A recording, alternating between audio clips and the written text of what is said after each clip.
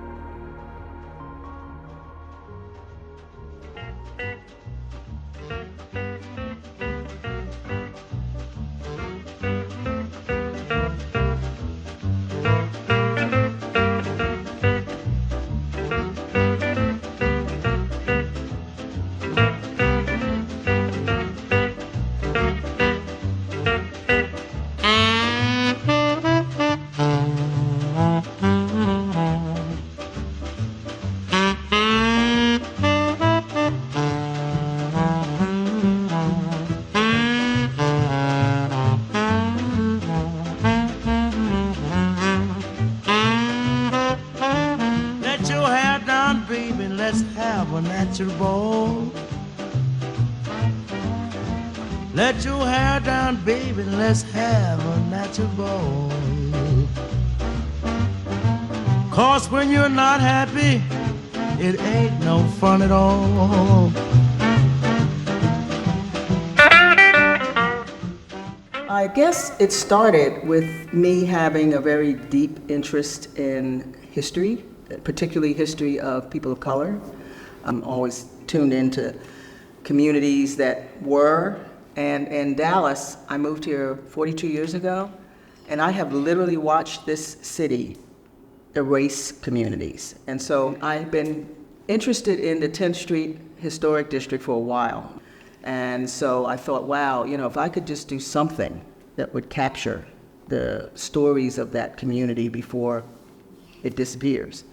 And I'd like to also think about it from the standpoint of other communities of color that have disappeared in Dallas, like the Mexican American community. And of course, the one that's most gone is the indigenous community. And to figure out a way to creatively document those communities.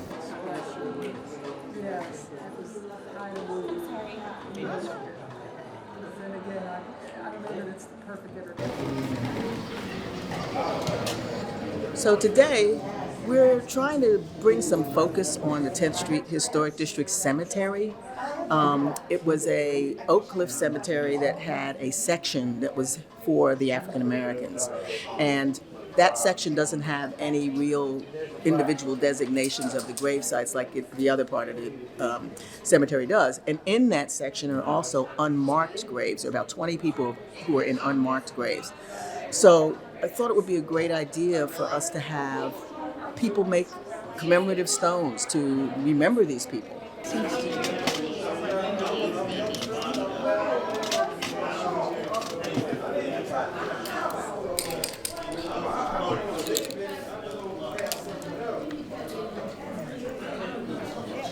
Had a sunny, beautiful time.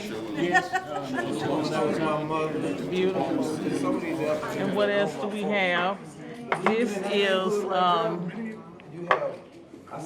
Elizabeth Chapel Church, ECC in the house. Oh, and this is Clark. Who is this? The Black and Clark funeral home. Black and Clark. Oh, And then they have an infant Clark without a headstone. and one of the infant Clarks that doesn't have a headstone. Why did you just say you're lucky if we have nothing by? Kind of very. Gentrification means that we are losing what we had, and we need to sustain it. You know, they are moving out some of the folks and disassembling some of the neighborhood and there's still room for everyone. What do you know about Juneteenth? I love Juneteenth. My parents were country parents in Leona, Texas, and we spent Juneteenth at church. Firecrackers, barbecue all day long on the ground, and it was just red soda. Juneteenth, you know, it was just a day of freedom. So we picked peas, pretty peas from the week, and made $1 a pound and saved our money up, and then we went shopping and had our little outfits to go to town on Juneteenth and buy candy and stuff and fireworks. So it was fantastic. I've been a Juneteenth person all my life. My husband's favorite holiday. Please John on the back. We come from history. That's from history. Got some legacy in it. Well, Freedman Town is the community started by African Americans right after the Civil War. There were actually several started here in Dallas. The St. Thomas community, and of course 10th Street, or actually in Bellum, and basically they were the communities that African Americans had to live in because basically they couldn't live in the white communities. Basically, if you were an African American growing up in one of the Dallas Freedman towns, you literally were sort of confined to that community. If you ventured outside, it was sort of dangerous for you because they had all these businesses, high schools, churches, and as I say, I described it as being sort of self-contained. And so that indeed you didn't need to go outside the community. You were saved as a safe haven for you. And you grew up and literally was there for most of your life unless you left and decided to go elsewhere. Unfortunately, and which of course is the foundation of our project, most of these older communities have been gentrified. So they literally have disappeared. It really was a safe and nurturing environment. I mean, it was a self-contained environment, so it was easier to keep you safe. I think that it probably early on made an impression that if you were close to downtown, you really could broaden your world outside because it was easy access as it is now. But the limitations definitely came once you got out of that environment. While you were in that environment, you know, I remember the Catholic school as well as when I first went to N.W. Harley in 5th grade. You know, there were things like operettas and grand musicals and all the kind of things that I think Black educators had access to, and being a teacher is the only way they, you know, really got to demonstrate that kind of liberal arts education that they came from. So that part worked really well. But between the Catholic school, the church, and the park that is now Lundy Park, Eloise Lundy Park, I mean, that was our world. You know, all our social training came from those places. That was kind of the world, and everything emanated from those institutions. I remember the businesses, and, you know, we were talking, my brother and I, about the grocery stores. People think about food deserts, and I know within a few blocks, I remember 3 grocery stores. The Show Hill, you know, had restaurant and The show they had the movie theater. Burrell's Barbecue, had the Washington, Yeah. had apartments over top. In its time, I mean, you know, they probably housed, you know, some, you know, folk on the Chitlin circuit, as they call it, you know, entertainers. There were probably some nefarious carryings on, too. But again, I mean, I don't think, my mother never said, when I don't go over there or don't be over on this side or any of that, I mean, it was still a sense of safety, not that they were forbidden, but there were a significant number of homeowners of all stratas, you know. And that's the other thing that you had, you know. Of course, you had the advantage of seeing black folk in all walks of life, you know. I think the safety allowed you to thrive, to develop, you know, so that by the time you really did get into this world that didn't care much for you, you already were kind of strengthened and fortified, you know, and kind of ready for the world, you know, and for no other reason that everywhere you went, whether that was Harley or the Catholic school or Roosevelt for that matter, you know, they'd already said, you know, in their own way, you're special, you don't have to take no mess, you don't have to feel like you're inferior. Yeah, they probably not going to want you in certain places, but you have all of this going for you.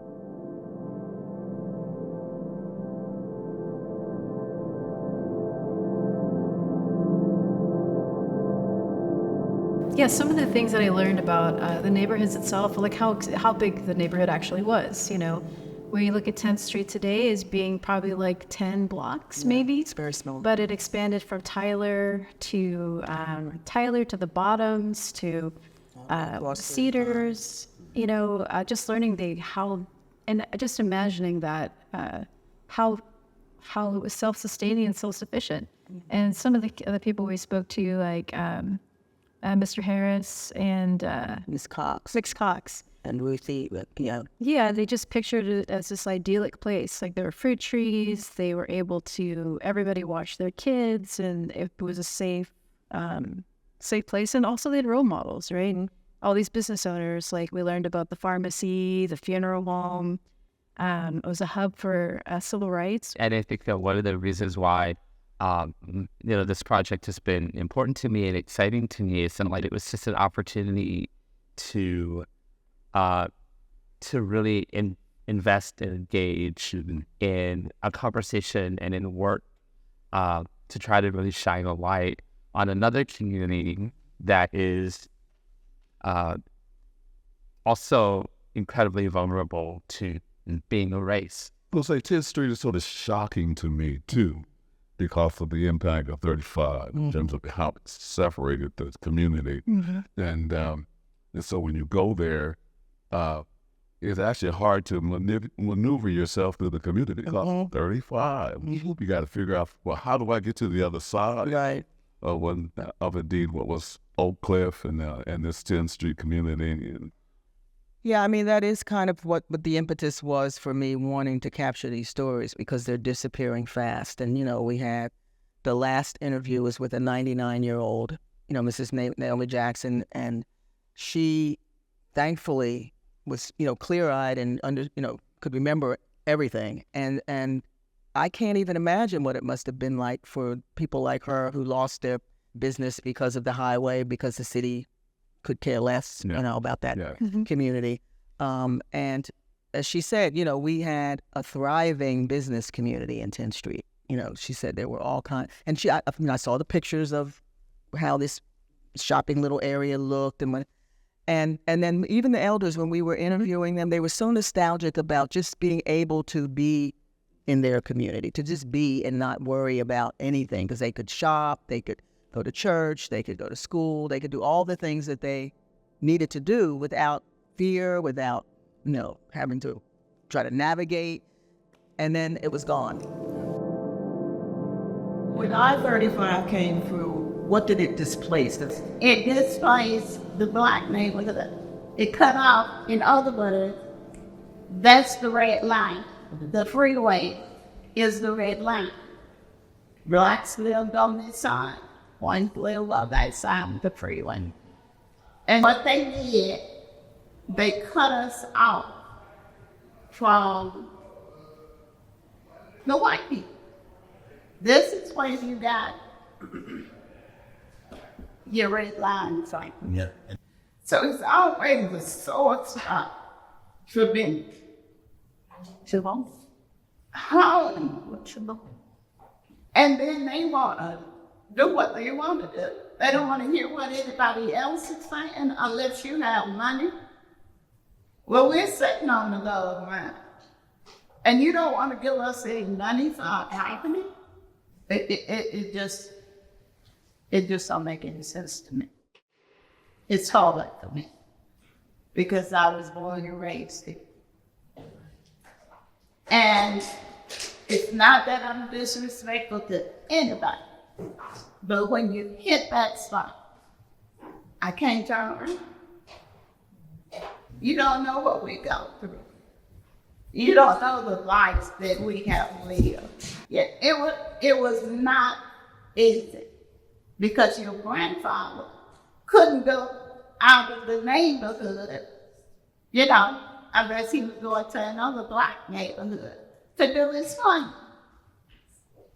But he was a very, very upright man. And he worked hard for this thing. And I remember everybody that lived in this area, down here in the bottom, and up there where we are, they were all very, very productive people. All we asking for is for you to take care of our neighborhood and leave us a historic district. They have always wanted this part and up there on the hill where we live. They've always wanted it. They did everything they could to get it. And then God has the master coming. Yeah, I always say he's got the master plan. And they act like we don't exist.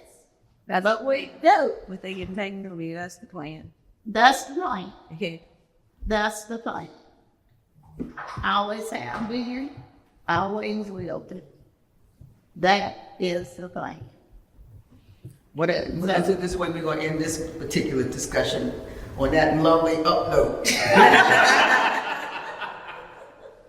But this is the thing, we're going to continue having conversations with people who were born and raised here, who have deep roots here and what have you, so we can, gather all these stories and then we're going to figure out, what can we do to illuminate this area and its history.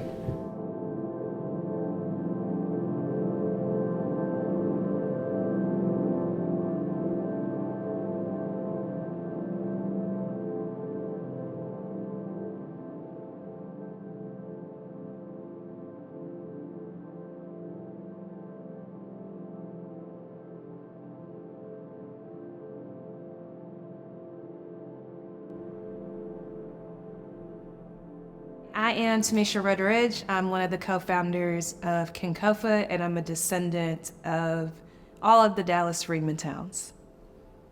I'm Jordan Brunson, co-founder of Kinkofa. I'm from Chicago, and my family is from various parts of the South, including Arkansas, Louisiana, and Mississippi. Kinkofa is a platform that helps Black families preserve and tell our stories. Family history and just learning about Black history became very important to me very young. My family was always just talking about who we were.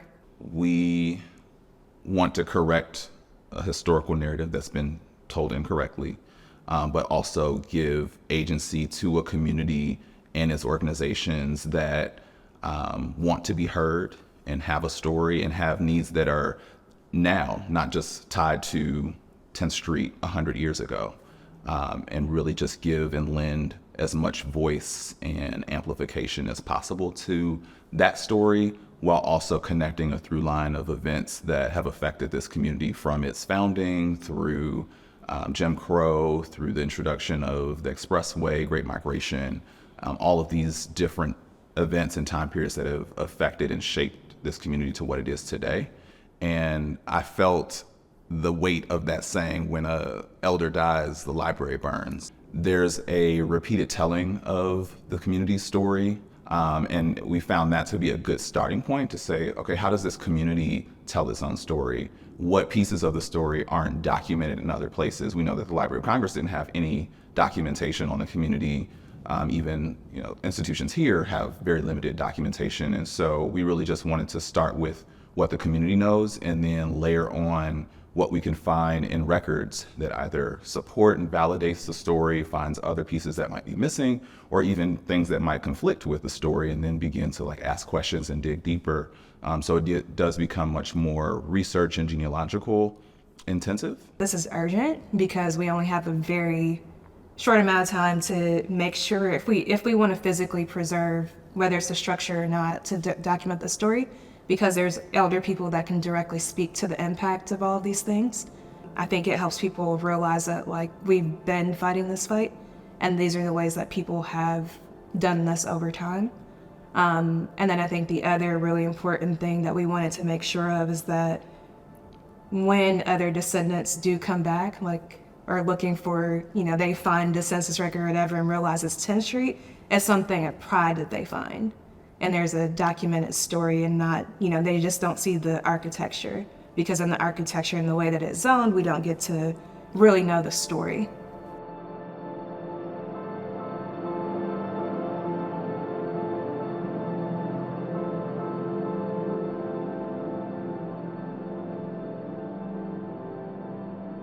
Well, 2023, the 10th Street Historic District has a residential association that is, fighting hard to maintain the integrity of that community. But as we all know, this is Dallas, Texas, and in Dallas, developers rule. The fires were a problem. There was this spate of fires mysterious fires that all of a sudden happened, properties burning to the ground. And of course, the way that the statute reads in terms of the city policy is, if it burns to the ground, then they can erect whatever they need to erect. But if it, you can't tear a house down in that district and build something else. But if it burns down to the ground, then it's just a lot. It's so important to capture these stories and to have them be forever available to the community, even if that place changes, like it will, like it is. Sure. The purpose for us doing this is to make this place memorable, that it will never be forgotten. I feel like with this project, what I've learned and gained is a greater sense of Dallas, a greater sense of, from my own perspective, growing up in West Dallas, I'm very familiar with that history, but then also how our histories are interlinked in the sense of our own, the Black and brown struggle in the city. So I hope that this serves as a model for how we can work together, how we can learn about each other's histories, and maybe it inspires people to create a project of their own.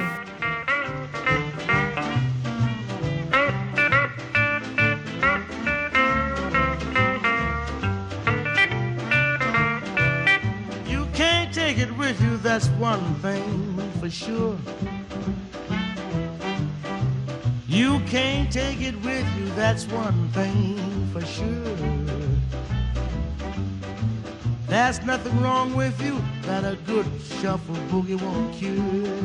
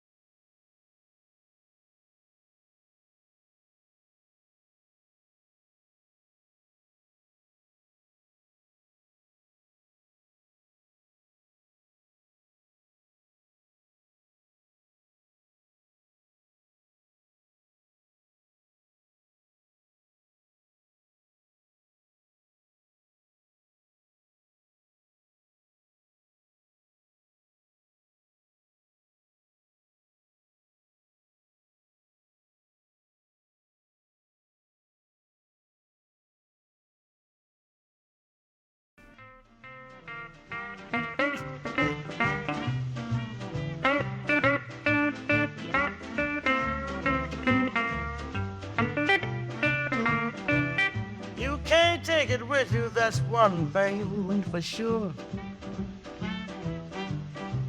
You can't take it with you, that's one thing for sure.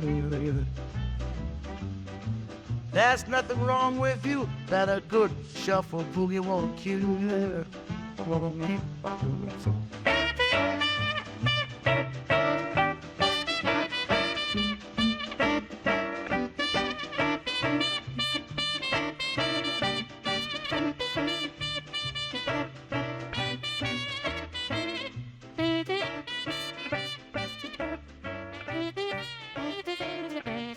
Have your fun while you can. Faith's an awful thing. Have your fun while you can.